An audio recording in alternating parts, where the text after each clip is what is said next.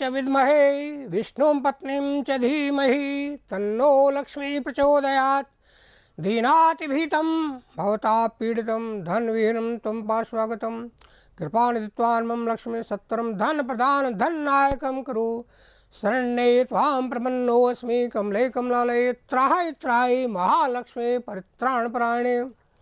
ओम आद्यलक्ष्मी नमः, ओम विद्यालक्ष्मी नमः, ओम सौभाग्यलक्ष्मी नमः, ओम अमृतलक्ष्मी नमः, ओम कामलक्ष्मी नमः, ओम सत्यलक्ष्मी नमः, ओम भोगलक्ष्मी नमः, ओम योगलक्ष्मी नमः।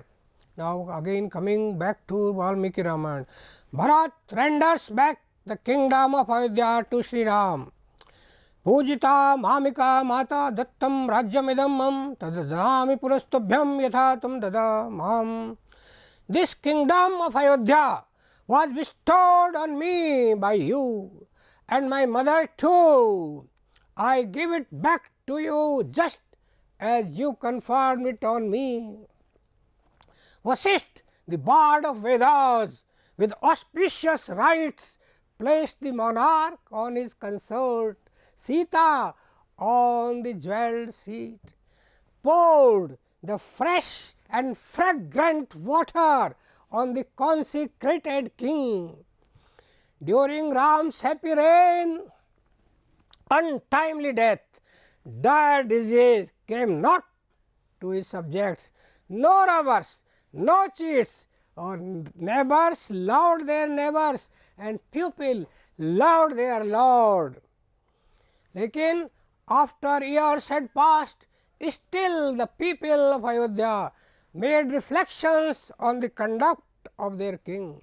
Ram, who had accepted Sita, who had lived in the palace of Ravan, Ram sent away his loving and faithful Sita to live in the forest.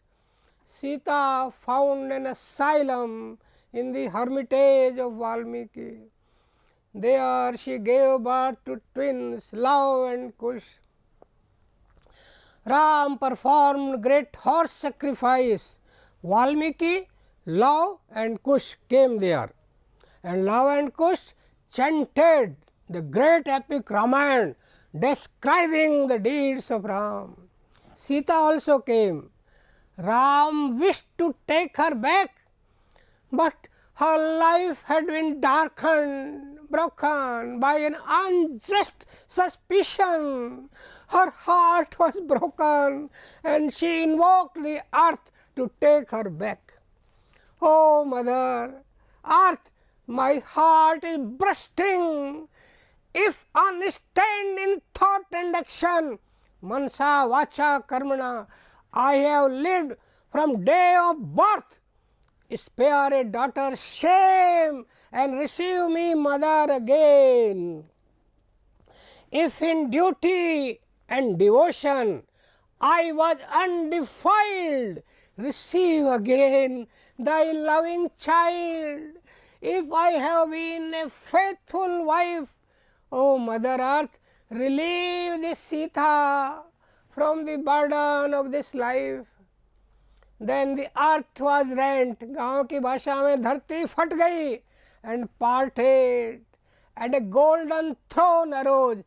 एक सुनहरा सिंहासन आया, जैसे leaves enfold the rose, जैसे गुलाब के फूल को पत्तियाँ इस तरह से कर लेती हैं, इस तरह से golden throne arose from the earth, and the mother in embraces held her spotless sinless child, saintly Janak, saintly daughter, pure and true and undefiled. Gods and men proclaim her virtue, but fair Sita is no more. Love is Ram's loveless bosom, and his days of bliss are over. देखिए, very sad. परम पिता परमेश्वर अनंत कोटि ब्रह्मांड नायक की असीम अनुकंपा से 9 months 9 महीने से वाल्मीकि रामायण अंग्रेजी में पहली बार मेरे से जैसा बन पाया ऐसे मैंने 9 महीने तक वाल्मीकि रामायण को इंग्लिश में नरेट किया। यद्यपि ट्रांसलेशन पहले हो चुकी है, लेकिन किसी भी चैनल पर जहाँ तक हमारी जानकारी है वाल्मीकि रामायण जो संस्कृत में है उसको इंग्लिश में नहीं बोला गया।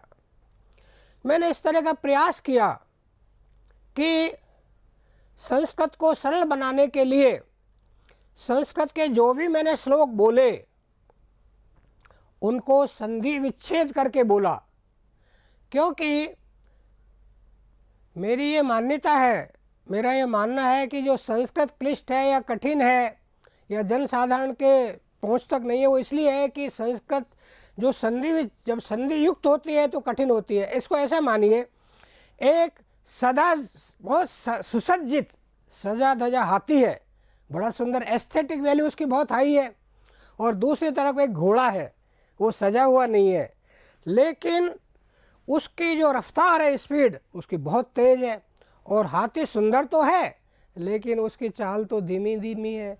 तो मैंने ये प्रयास किया कि संस्कृत को संधि विच्छेद करके बोलूं, यद्यपि इसमें विद्वानों के मत अलग अलग हो सकते हैं। दूसरी बात यह है, मेरे से ये पूछा जाता है कि भाई आप इसको इंग्लिश में क्यों बोलते हो, तो मेरा निवेदन ये है कि आज एक झाड़ा पोछा करने वाली भी अपना पेट काट कर भी अपनी बच्ची को इंग्लिश मीडियम में पढ़ा रही है, ये सत्य बात है। आजकल क्रेज है इस प्रकार का। यद्यपि कुछ कहने वाले तो यहाँ तक भी कह देते हैं कि अंग्रेजी क्या है, अंग्रेजी तो म्लेच्छ भाषा है, लेकिन उनके परिवार वालों के बच्चों को देखो वो इंग्लिश मीडियम में पढ़ रहे हैं। आज अधिकांशतः बच्चे इंग्लिश मीडियम पढ़ रहे हैं, और मेरा उद्देश्य ये है, मेरे से पूछ जाता है आपका उद्देश्य क्या है, what is your purpose behind this. मेरा उद्देश्य ये है कि तन समर्पित, मन समर्पित और यह जीवन समर्पित चाहता हूँ मेरे देश की धरती पर जन्नत उतार के लाऊं। हालांकि ये कहा जा सकता है कि आप जन्नत कैसे उतार के लाओगे। रावण तो ये कहते कहते ही मर गया कि मैं स्वर्ग पर्यंत सोपान लगा दूंगा, I shall construct stairs up to the heaven. और वो तो ये कहते कहते मर गया कि I shall create fragrance in the gold, स्वर्ण सुगंधी, सोने में सुगंध कर दूंगा, और अग्नि से धुआं हटा दूंगा। चाहे सतयुग त्रेतायुग में नहीं हुआ हो, लेकिन आज अग्नि से धुआं तो हट चुका है। कलयुग में सब कुछ संभव है। कलयुग में ये धरती पे स्वर्ग भी उतर के आ सकता है, बशर्ते बच्चों को हम संस्कारित कर दें तो धरती पर स्वर्ग ही स्वर्ग है। क्यों कि देखिए जीवन में अप्स एंड डाउन्स तो आएंगे, और बिना संस्कार के बच्चे कहीं भी डुबल सकते हैं। जैसे अनचार्टर्ड शिप कहीं भी भटक सकता है, ऐसे बिना संस्कारों के बच्चे भटक जाते हैं, और वो स्वयं का जीवन तो बिगाड़ते ही हैं, साथ में परिवार का, देश का, नगर का, शहर का भी जीवन बिगाड़ देते हैं। दे यूजर्प अदर्स राइट्स। जब बच्चे अगर संस्कारित हो जाएंगे तो दे वोंट यूजर्प अदर्स राइट्स, तो बस स्वर्ग हो गया। यही तो सबसे बड़ी समस्या है। अब ये बात ज़रूर है कि इंग्लिश में वो रस तो नहीं है जो हिंदी में है, इसको तो मैं स्वीकार करता हूँ। मेरे दिल में भी हुक उठती है, वो रस कहाँ से लाऊं, ये बात सही है, हिंदी वो नहीं है। लेकिन मेरा तो उद्देश्य ये है कि बच्चों को संस्कारित करना। अब कहाँ तक मैं सफल हो पाता हूँ ये एक दूसरी बात है। अब मैं तो देखिए, ये हरि अनंत हरि कथा अनंता, इसका कोई पार नहीं है।